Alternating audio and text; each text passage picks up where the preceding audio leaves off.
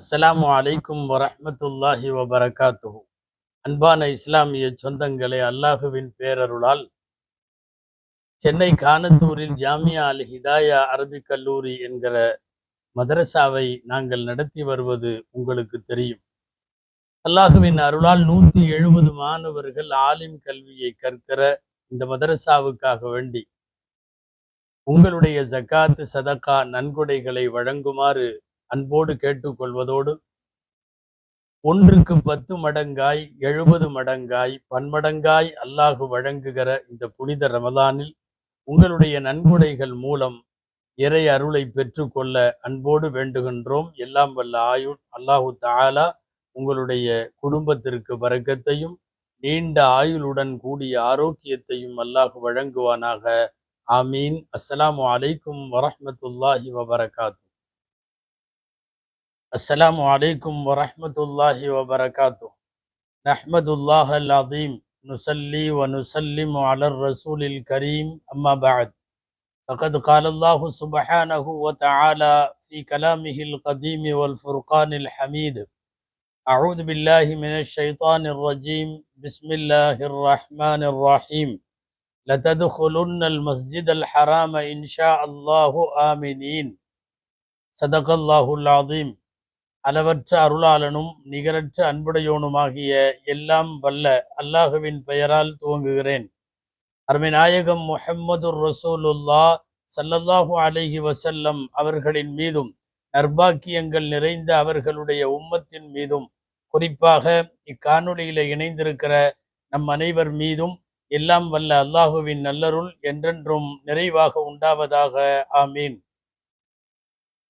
அல்லாஹுவின் பேரருளால் இன்றைய தராவீஹ் எனும் இந்த தொடரில் தினந்தோறும் ஓதப்பட இருக்கிற திருக்குர்ஆனுடைய ஏதேனும் ஒரு வசனத்தினுடைய விளக்கங்களை பார்த்து வருகிற வரிசையில் இன்றைய தினம் அநேகமாய் 26வது ஜுசுவை ஓதுவார்கள் ஹாஃபிஸ்கள். வரலாற்று சிறப்புகளை உள்ளடக்கிய சூரா அல் ஃபத்ஹ் என்கிற சூரா. இந்த சூறாவில் இன்றைக்கு 2 தடவை திரும்ப திரும்ப ஓதப்பட்ட ஒரு வார்த்தை அல் மஸ்ஜிதுல் ஹராம்.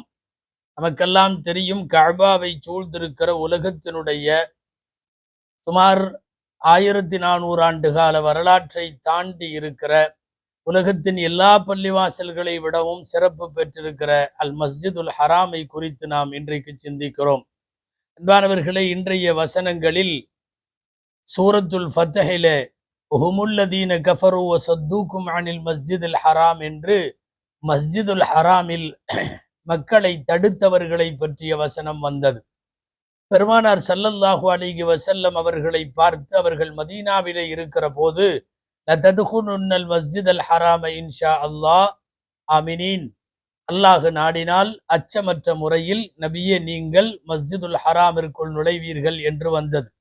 அன்பானவர்களே, அல் மஸ்ஜிதுல் ஹராம் என்கிற உலகத்தினுடைய புகழ்பெற்ற இந்த பள்ளிவாசல் குர்ஆனிலே 15 இடத்தில் வருகிறது. மிக அதிகமாக சூரத்துல் பக்ராவிலே வருகிறது. இன்றைக்கு ஓதப்பட்ட ஃபத்ஹிலே 2 இடங்களில் திரும்ப திரும்ப ஓதப்பட்டதால் இன்றைய திருமறை விளக்கத்தில், இன்றைய தராவீஹுடைய சிந்தனையில் நாம் இதை எடுத்துக்கொள்ளுகிறோம். மஸ்ஜிதுல் ஹராமிற்கென்று தனிச்சிறப்புகளை உலகத்திற்கு சொல்லித் தெரிய வேண்டியதில்லை. ஒட்டுமொத்த உலக முஸ்லிம்களின் கிபிலாவாக இருக்கிற கஅபாவை அந்த பள்ளிவாசல் தனக்கு நடுவிலே வைத்திருக்கிறது. அப்படிப்பட்ட மாபெரும் பாக்கியமும் பெருமிதமும் பொருந்திய ஒரு இடம் மஸ்ஜிதுல் ஹராம்.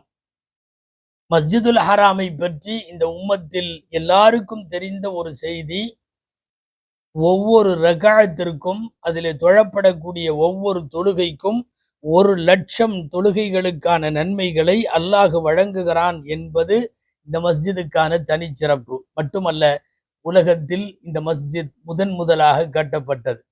நபித்தோழர் அபூதருல் கிஃபாரி ரதியல்லாஹு அன்ஹு நபி ஸல்லல்லாஹு அலைஹி வஸல்லம் கேட்கிறாங்க, ஐயு மஸ்ஜிதின் புனிய அவ்வலன் ஃபில் அர்தி, பூமியிலே முதலாக கட்டப்பட்ட பள்ளிவாசல் எது? நாயகம் ஸல்லல்லாஹு அலைஹி வஸல்லம் சொன்னார்கள், அல் மஸ்ஜிதுல் ஹராம். கால சும்ம ஐயுன், அப்புறம் எது கட்டப்பட்டது என்று கேட்டார்கள். கால அல் மஸ்ஜிதுல் அக்ஸா, மஸ்ஜிதுல் அக்ஸா என்றார்கள்.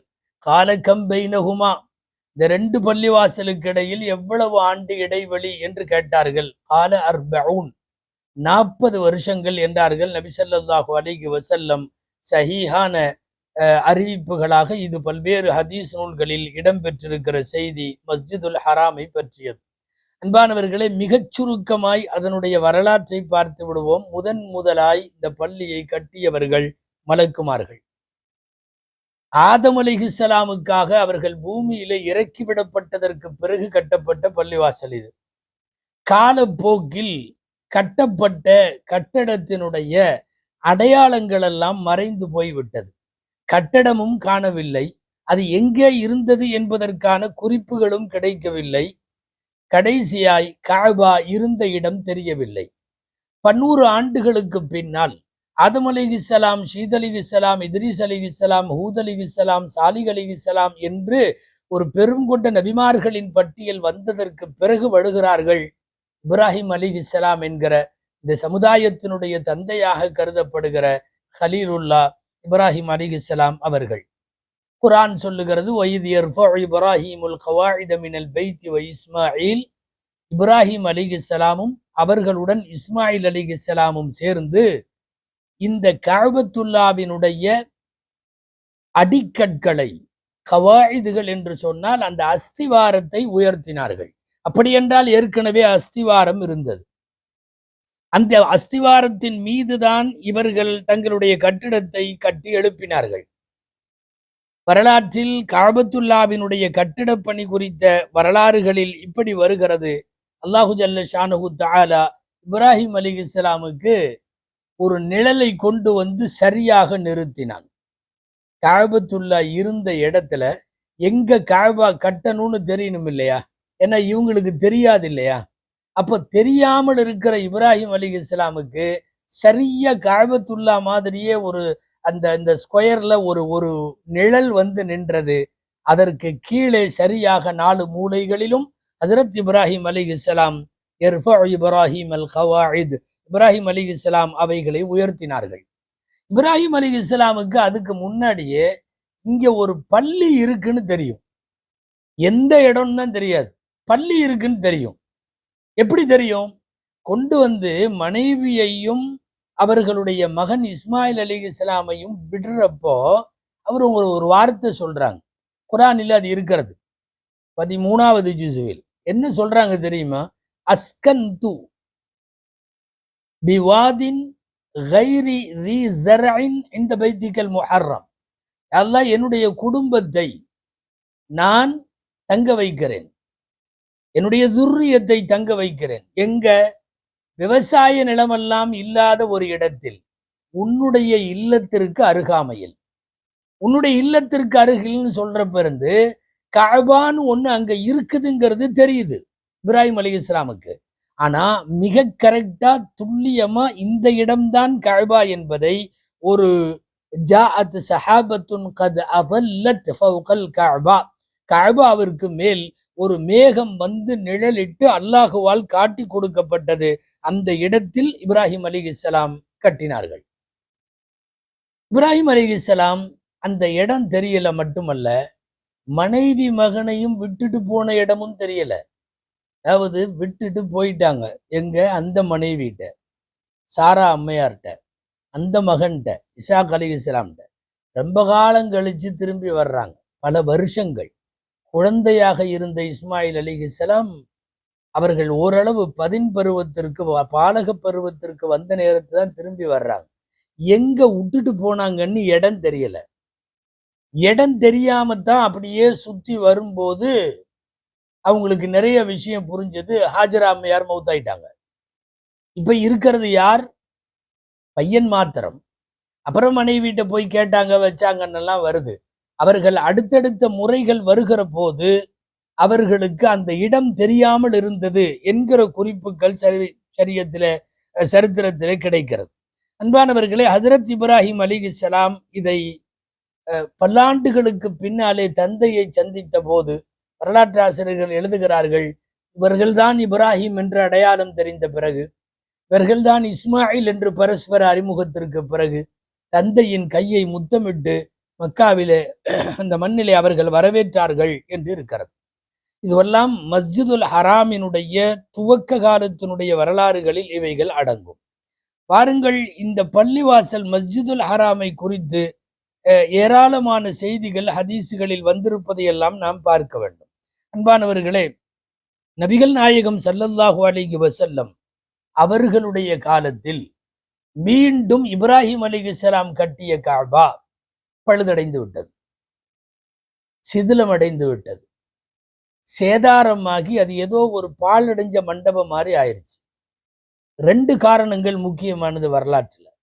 ஒரு காரணம், யாரோ ஒரு பெண்ணு, அந்த காலத்துல காபாவுக்கு நிறைய நேர்ச்சை பண்ணுவாங்க, புகூர் என்று சொல்லக்கூடிய கட்டைகளை போட்டு நறுமணம் வரக்கூடிய இந்த சாம்பிராணி புகைன்னு நம்ம போடுறோமல்ல, அந்த மாதிரி பகூர் போட்டு கஅபாவிற்கு நான் மனம் காட்டுவதற்கு, கஅபாவை நறுமணம் பூசுவதற்கு நேர்ச்சை செஞ்சுட்டேன்னு வந்து தீயில அந்த ஊது கட்டைகளை எல்லாம் போட்டு நறுமணத்திற்காக சாம்பிராணி புகை காட்டுற மாதிரி காபத்துல்லாவை காட்டுறப்போ அசம்பாவிதமாக தீப்பிடித்து விட்டது. தீப்பிடிச்சு அந்த தீக்கு இரையாகி அந்த திரைச்சீலை காபாவிலே போட்டிருக்கிற போர்வை, அதுக்கப்புறம் கட்டட சேதாரம் எல்லாம் நடந்துச்சு. இது ஒண்ணு. 2வது இன்னொன்னு நடந்தது. காபா சிதிலமடைந்து போவதற்கான காரணம் அன்றைக்கு ஏற்பட்ட இன்னொரு பெரிய வெள்ளம். அந்த வெள்ளம் அடித்து வரப்படுகிற போது காபாவையும் சேர்த்துத்தான் அந்த வெள்ளம் பீரிட்டது, தாக்கியது. அதன் காரணமாக மேலும் சேதாரமடைந்து விட்டது. தங்களுடைய உயிருக்கு உயிராய் உதிரத்தோடு கலந்தது கஅபாவின் மீதான பிரியம் காஃபிர்களுக்கும்.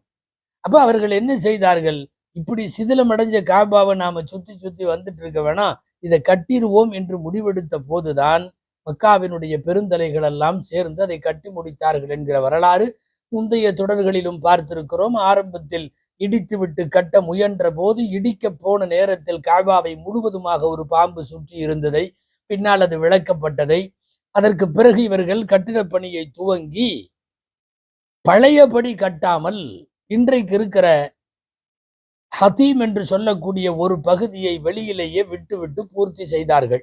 அதுவும் கஅபத்துல்லாவுக்குள்ளே சேர்ந்திருக்க வேண்டிய அமைப்பு. அதன்படி காபாவினுடைய நீள அகலம் அதிகமாகும். இப்ப இந்த பக்கம் 10 மீட்டரும் இந்த பக்கம் 12 மீட்டருமாக கட்டப்பட்ட இந்த காபா அறியாமை காலத்தில், ஜாகிலியத்தினுடைய காலத்தில் அன்றைக்கு இருந்தவர்கள் எல்லாம் அதை கட்டி முடித்தார்கள். அன்பானவர்களே, மஸ்ஜிதுல் ஹராம் பல்வேறு பரிணாமங்களுக்கு பிறகு இன்னைக்கு பிரம்மாண்டமா இருக்கு.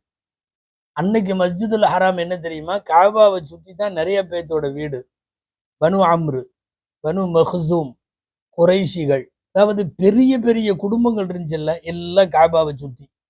இதுலதான் ஸல்லல்லாஹு அலைஹி வஸல்லத்தினுடைய பாட்டனார்களில் ஒருவர் குசை என்பவர் தாருன் நதுவாவை, காஃபிர்கள்லாம் உட்கார்ந்து ஆலோசனை பண்ணுவாங்கல்ல, அந்த ஆலோசனை கூடத்தையும் காபத்துல்லாவுக்கு பக்கத்துல. இப்ப என்ன தெரியுமா, இது எல்லாமே காபாவுக்குள்ள இருக்கு. இப்போ மஸ்ஜிதுல் ஹராமுக்குள்ள இருக்கு இந்த அத்தனை வீடுகளும். அப்போ ஒரு வேலை பண்ணான், காபாவின் மீது அவர்கள் கொண்ட பிரியம் என்னன்னா, என் வீட்டு ஜன்னலை திறந்தா காபா தெரியணும் அப்படின்னு சொல்லி காபாவுக்கு முன்னாடி ஒவ்வொரு வீட்டுக்கும் ஜன்னல் இருக்கும். எல்லா வீடும் ஜன்னல். சுற்றிலும் இருக்கக்கூடிய வீடுகள் அவ்வப்போது வீட்டை ஜன்னலை திறந்தால் காபாவை பார்த்து கொள்வார்கள். இப்படிதான் அமைக்கப்பட்டிருந்தது. அது பிற்காலத்தில் அந்த வீடுகள் எல்லாம் காபாவோடு மஸ்ஜிதுல் ஹராமோடு இணைக்கப்பட்ட போது, நீங்களும் இன்னைக்கு தவாப் செய்யற இடத்துல பார்த்தீங்கன்னா ஆர்ச்சா போட்டிருக்காங்கல்ல, முகல் ஆர்ச்சுன்னு சொல்றோம். இந்த மெஹராபுகள், இந்த மெஹராபுகள்லாம் சும்மா என்னமோ அழகுக்காக வரிசையா வச்சாங்கன்னு நினைக்க வேண்டாம். பாரம்பரியம் மிக்க அன்றைய ஜாகிலியத்தின் ஒவ்வொரு குடும்பத்தினுடைய ஜன்னலின் அடையாளம் இன்றைக்கு மெஹராபுகளாக சுற்றிலும் வைக்கப்பட்டிருக்கிறது. மஸ்ஜிதுல் ஹராமை அவ்வளவு சீக்கிரமாக குறைத்து மதிப்பிட முடியாத அளவுக்கு இஸ்லாமிய வரலாறுகள் அனைத்தையும் உள்ளடக்கியது. அல்லாஹ் அந்த பள்ளிவாசலுக்கு என்னென்ன சிறப்பை வைத்திருக்கிறான். உலகத்தில் சுத்ரா என்கிற மறைப்பு இல்லாமல் தொழுகை நடத்தப்படுகிற, தொழுகை கூடும் என்கிற பள்ளிவாசல். நீங்கள் ஹதீஸுகளில், நபிமொழிகளில் கேள்விப்பட்டிருக்கலாம், இதா மர்ரல் மார்ரு பைன எதையில் முசல்லி, யாராவது ஒரு தொழக்கூடியவனுக்கு முன்னால் கடந்து செல்பவன் கடந்தால் அவனை அவனை தடுக்கலாம்.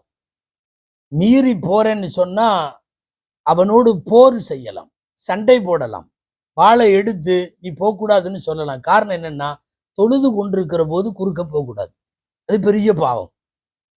சஹீஹுல் புகாரியில கிதாபு தப்சீரில இந்த செய்தி இடம்பெறுகிறது. யாராவது ஒருவர் தொழுது கொண்டிருக்கிற போது அப்படி போறது சம்பந்தமா நிறைய ஹதீசுகள்.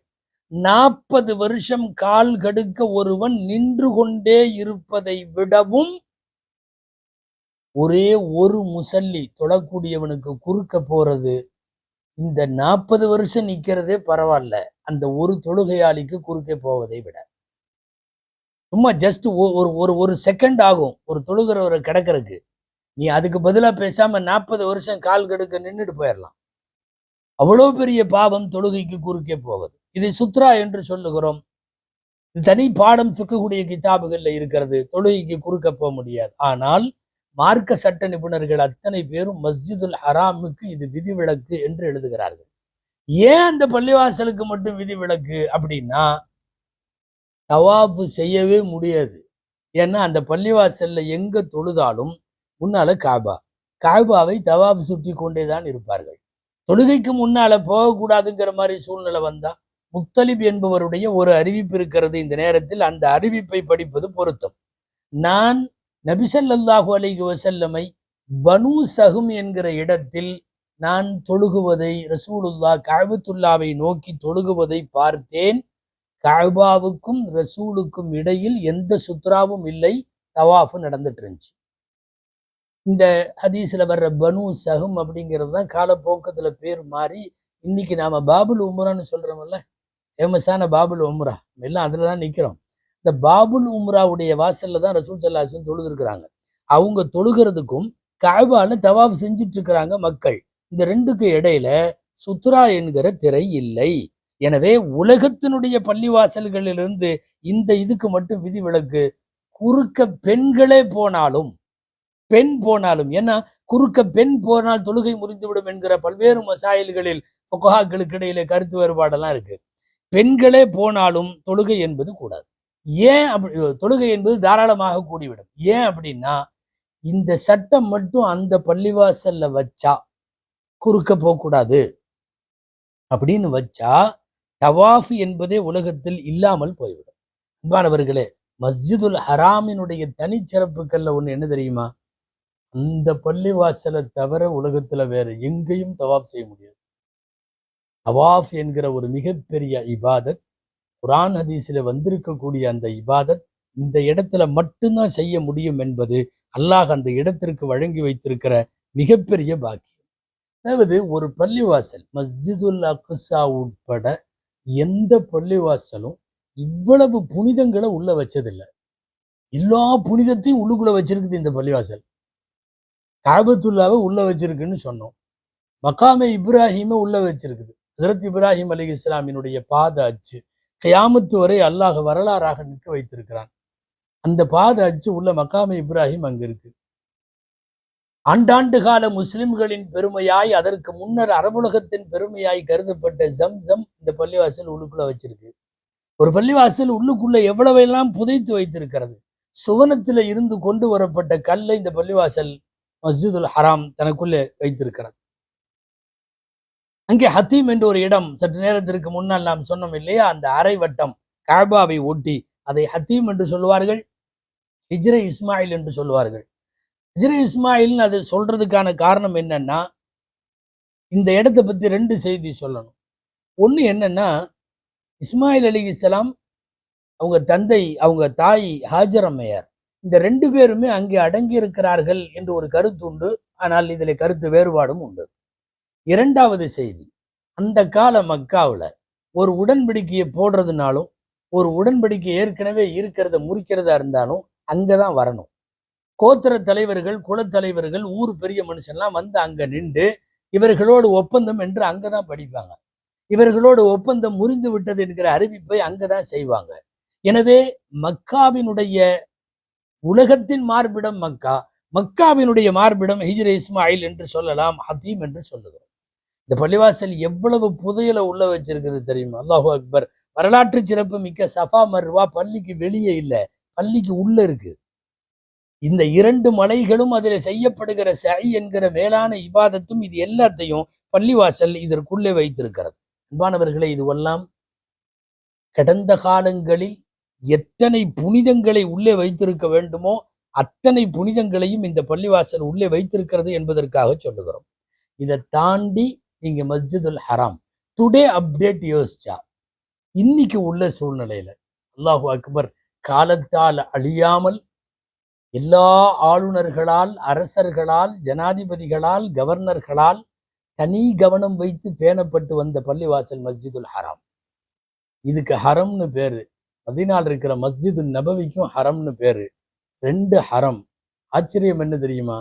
அரபுலகினுடைய ஜனாதிபதிக்கு, அதிபருக்கு பெயரே என்ன தெரியுமா? 2 ஹரம்களுக்கு சேவகர், ஹாதிமுல் ஹரமைனி ஷரீஃபைன் அப்படின்னு தான் பேரு.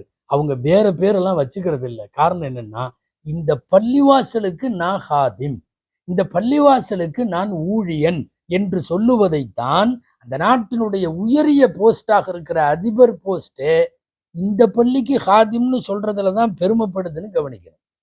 பாருங்கள், மஸ்ஜிதுல் ஹராம்ல இன்னைக்கு உள்ள மஸ்ஜிதுல் ஹராமை பத்தி பார்ப்போம். 24x7 எல்லா நாளும் 24 மணி நேரமும் அடைபடாத கதவுகளோடு, இடைநிலாத இபாதத்துகளோடு தொடர்ந்து அங்கே நடைபெற்று கொண்டிருக்கும்.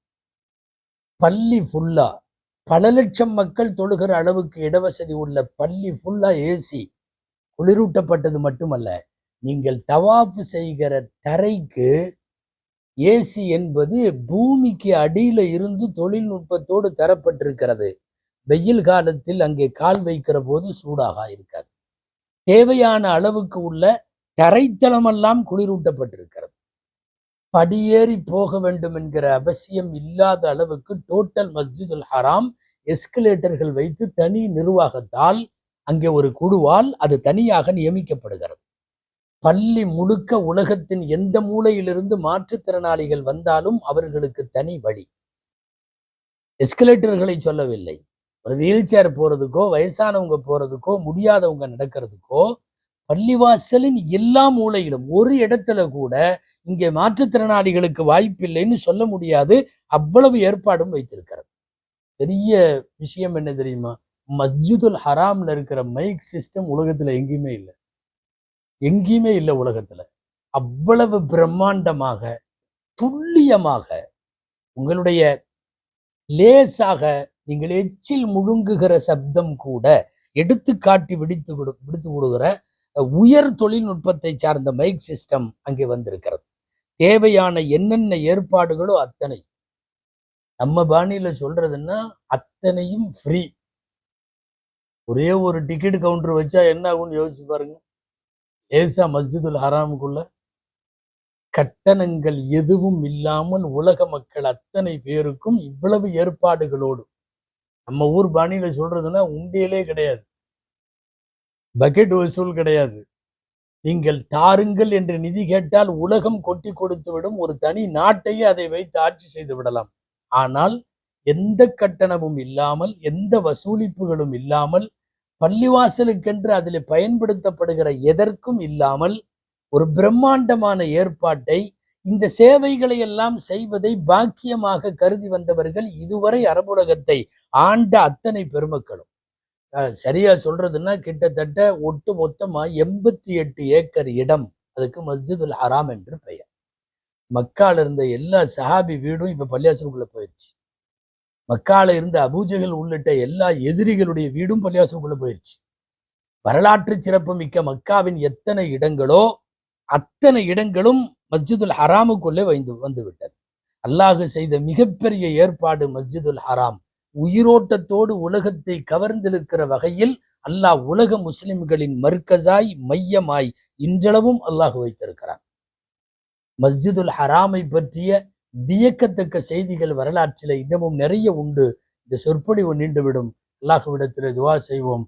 அல்லாஹு ஜல்ல ஷானஹு தஆலா இந்த புனிதமிக்க மஸ்ஜிதுல் ஹராமில் மீண்டும் மீண்டும் ஆயுளே வாய்ப்பு கிடைக்கும் போதெல்லாம் தொழவும், அதற்குள்ளே இருக்கிற காபாவில் வாய்ப்பு கிடைக்கிற போதெல்லாம் வாழ்நாளில் மீண்டும் மீண்டும் தவாஃப் செய்யும் நற்பேற்றையும் அல்லாஹ் நம் அனைவருக்கும் தந்தருள்வானாக.